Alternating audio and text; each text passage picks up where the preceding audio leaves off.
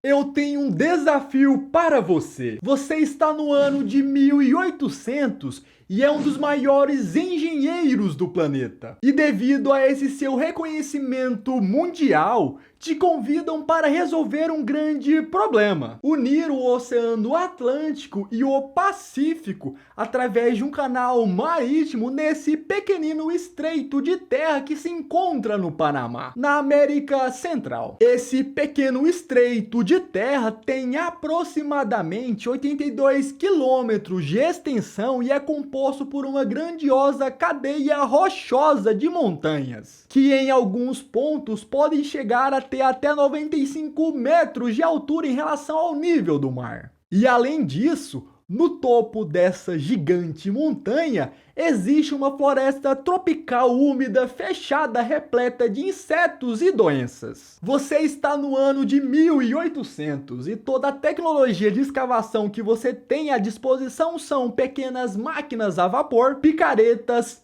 pás e trabalhadores muito mal pagos. E aí, me diz, você aceita o desafio de criar esse canal marítimo sob todas essas condições? Você acha mesmo que essa seria uma ótima ideia? Pois bem, o engenheiro e diplomata francês Ferdinand de Lesseps achou que essa seria uma excelente ideia.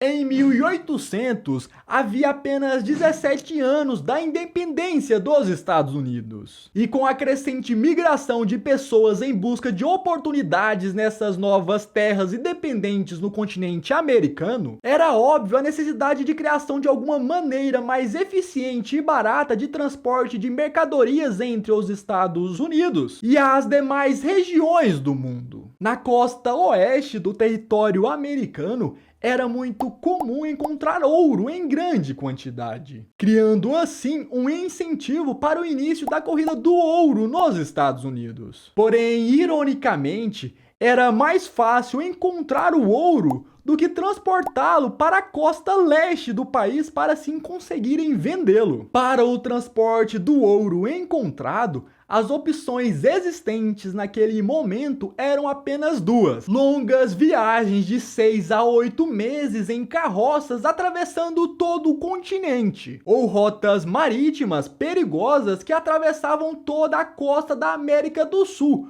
para assim chegar à costa leste dos Estados Unidos. Ambas opções eram caras, lentas e tinham constante risco de serem saqueados por bandidos ou piratas. Em busca de uma solução definitiva para esse grande problema, em 1955, os Estados Unidos buscam uma solução de criar uma ferrovia no Estreito do Panamá. Afinal, aquele era o menor caminho entre o Oceano Atlântico e o Oceano Pacífico. Então, se inicia a construção da ferrovia. É criada uma ferrovia atravessando todo o caminho de terra.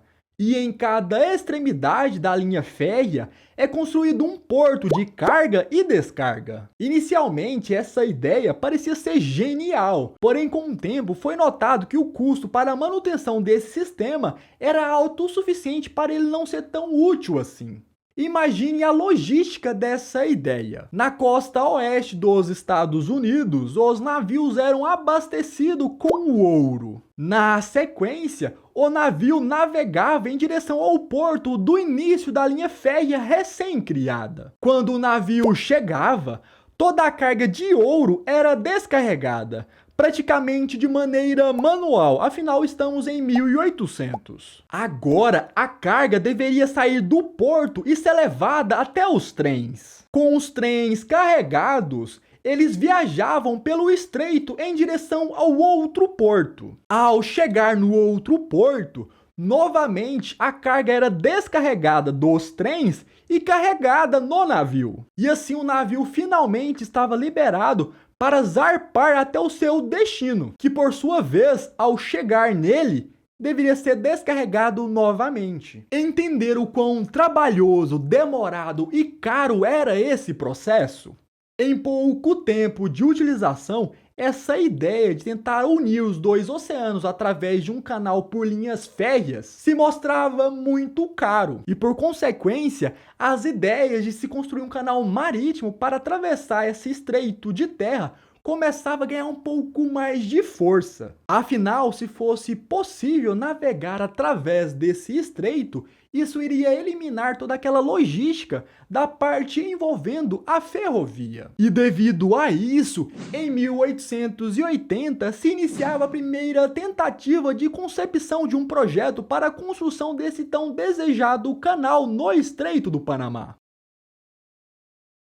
Caos, mortes, doenças e corrupção. Talvez essas 4 palavras sejam boas descrições de como foi essa primeira tentativa de criação do Canal do Panamá. O Canal do Panamá se encontra em um estreito de terra da América Central que possui 82 quilômetros de extensão. E como eu já mencionei, é uma região de floresta tropical montanhosa e úmida que fica acima do nível do mar. A missão dos engenheiros responsáveis pelo projeto de criação do Canal do Panamá era unir o Oceano Atlântico e Pacífico através de uma passagem estreita dentro daquele complexo conjunto montanhoso. E como é óbvio, qual foi a primeira ideia a ser tentada para a execução desse canal? Logicamente, escavações praticamente manuais em rocha. Então vamos a essa história. Em 1880, com a França buscando melhorar as trocas comerciais com os Estados Unidos, é fundada a Companhia Universal do Canal Interoceânico do Panamá pelo empresário francês Ferdinand de Lesseps, com o objetivo de construir o canal entre esses dois grandes oceanos. Naquela época, o Panamá era uma região dominada pela Colômbia, e assim os franceses firmaram um acordo com os colombianos para a construção de um canal nas terras dos povos panamenhos. E esse processo foi bem rápido, e com esse acordo de construção aprovado entre a Colômbia e os franceses, Lesseps iniciou suas atividades criando um estudo robusto para verificar em toda a extensão da cadeia de montanhas qual o caminho que exigiria menor volume de escavações, tentando assim fugir o máximo possível daquelas gigantescas montanhas rochosas. Com os estudos concluídos, ficou decidido que essa seria a melhor rota para a escavação do canal. E assim, apenas um ano depois, em 1881, se iniciavam as obras de construção. Porém, em pouco tempo do início da execução da obra, trabalhadores começaram a sofrer com animais silvestres venenosos, tempestades constantes, deslizamentos de terra e dezenas de doenças tropicais, se destacando entre elas a febre amarela e a malária. Em apenas 7 anos de construção, foi gasto aproximadamente 287 milhões de dólares daquela época, algo em torno de mais ou menos 6 bilhões e meio de dólares atualmente. E qual foi o resultado de tanto dinheiro investido?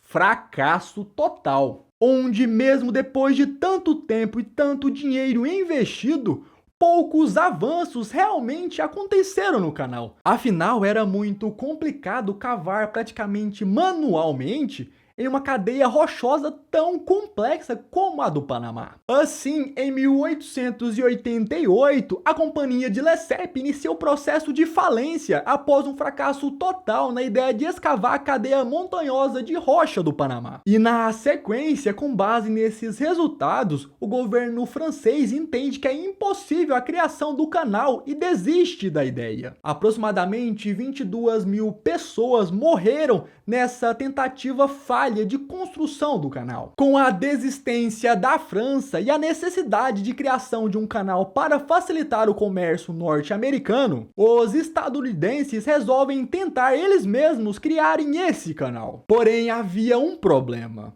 A Colômbia acabava de entrar em uma guerra civil entre o Partido Liberal e o Partido Conservador. Com a desistência francesa e a necessidade de criação de um canal para facilitar o comércio norte-americano, os estadunidenses resolvem eles mesmos tentarem criar esse canal. Porém, havia aqui um grande problema. A Colômbia, a dona daquele local, acabava de entrar em uma guerra civil entre o Partido Liberal e o Partido Conservador. Essa guerra ficou chamada como a Guerra dos 1000 Dias, onde mais de 3,5% da população colombiana morreu em combate. Com a impossibilidade de negociação direta com o governo colombiano e a crescente vontade de independência daquela região que nós conhecemos hoje como Panamá, os Estados Unidos, aproveitando o completo caos da guerra, financiam a população local do Panamá com armas e dinheiro em troca da possibilidade de criação do canal no território panamenho. E assim, em 1903, o Panamá consegue declarar a sua independência da Colômbia. E os Estados Unidos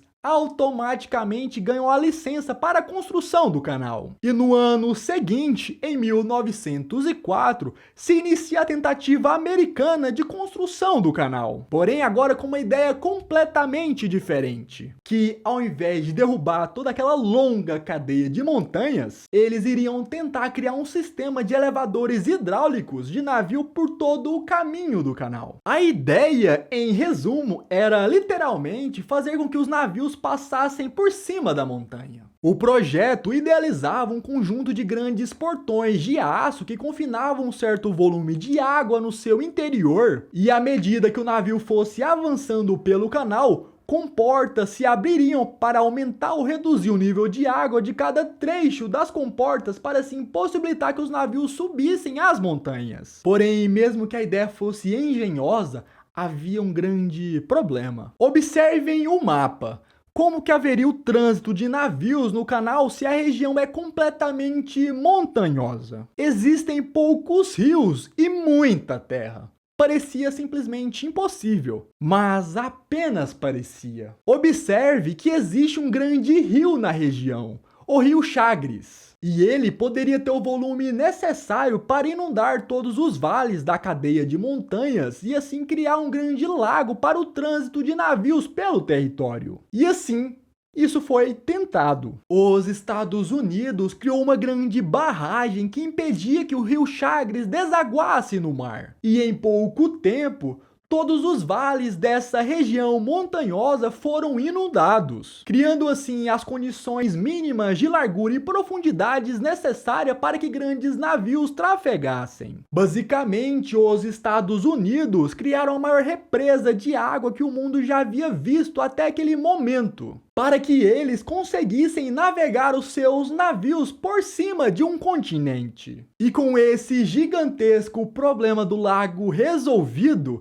em 1913, é concluída a construção do famoso Canal do Panamá, que une o Oceano Atlântico com o Oceano Pacífico. No ponto inicial do canal, os navios chegam e aguardam as instruções dos operadores de máquinas para assim conseguirem subir no elevador hidráulico. Posteriormente, o volume de água da primeira reclusa é drenado para que ela fique no nível do mar. E assim, o nosso navio está liberado para entrar no canal. Agora estamos estacionados na primeira reclusa. E assim, a água da segunda reclusa é drenada para a primeira reclusa, e assim é igualado o nível de água. O processo se repete na terceira reclusa, porém agora finalmente temos acesso ao lago artificial criado pelos Estados Unidos, bastando agora apenas navegar por essa represa até o outro lado do continente. E assim,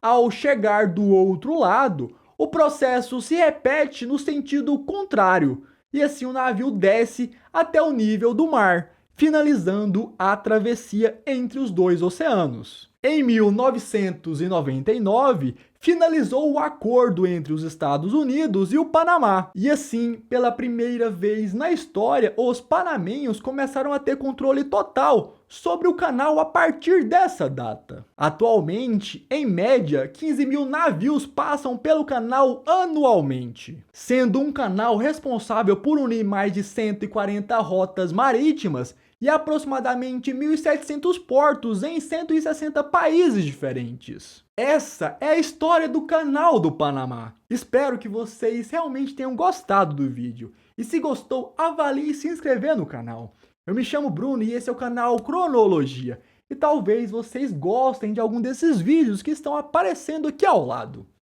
Fiquem bem e um grande abraço. Até mais.